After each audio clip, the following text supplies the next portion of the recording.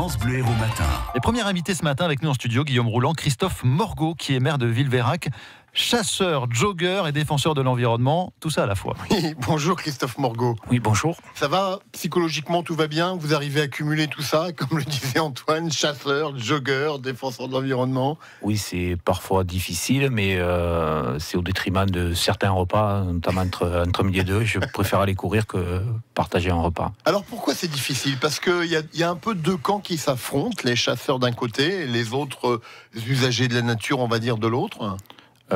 Oui, depuis quelques années maintenant, dont la population a augmenté dans le département de l'Hérault, et de nombreux citadins viennent promener dans nos garrigues, dans nos bois régulièrement, que ce soit en semaine, mais également et surtout le week-end. Et la cohabitation est parfois difficile, manque de communication essentiellement. La chasse, c'est uniquement une partie de l'année, c'est 4 mois et demi par an, et souvent 3 jours par semaine, mercredi, samedi et dimanche. Et souvent, on rencontre de nombreux promeneurs, vététistes, randonneurs, coureurs à pied. Sachant que dans la nature, il y a très peu d'activités. Avant, il y avait le pastoralisme qui a pratiquement disparu. Et dans la nature, on trouve essentiellement des chasseurs qui c'est pas uniquement l'action de tirer sur le gibier, mais c'est aussi l'aménagement du territoire. Oui, vous dites que le rôle des chasseurs est indispensable aujourd'hui.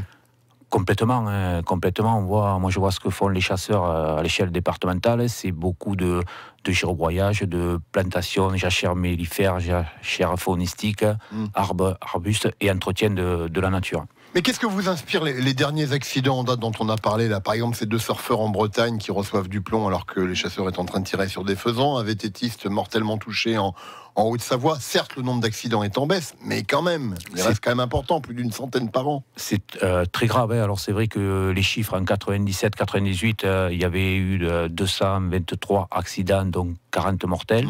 Et en 2017-2018, c'est 113 accidents et 13 mortels. C'est encore de trop, de toute façon. C'est toujours trop. Oui. On a mis en place, donc la fédération départementale a mis en place une formation depuis 10 ans, la formation au gros gibier, l'école de la chasse au gros gibier, au Soulier.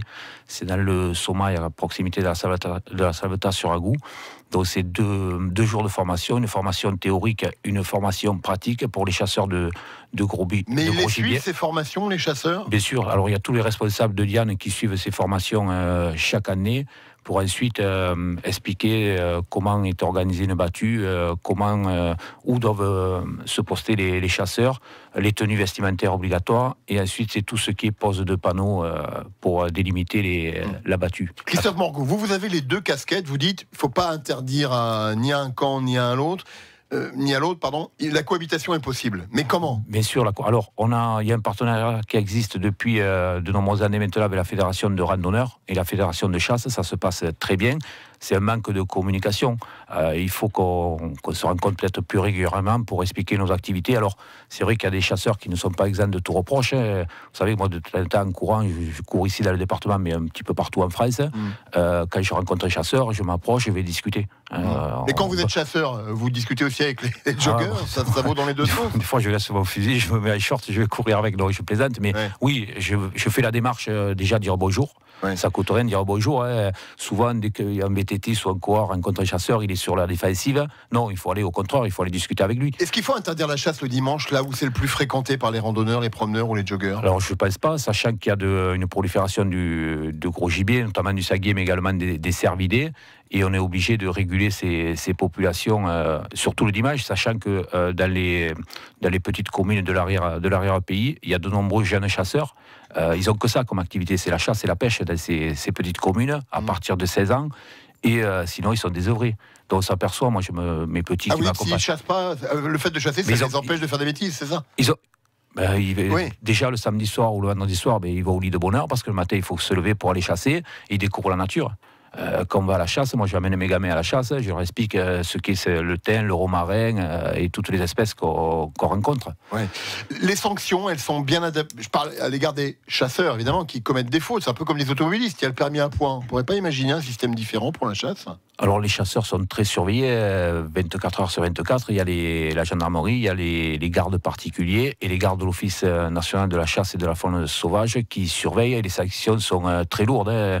Donc souvent, si c'est une chasse prohibée, c'est le véhicule qui est confisqué, c'est l'arme, bien sûr, et la suppression du permis de chasse.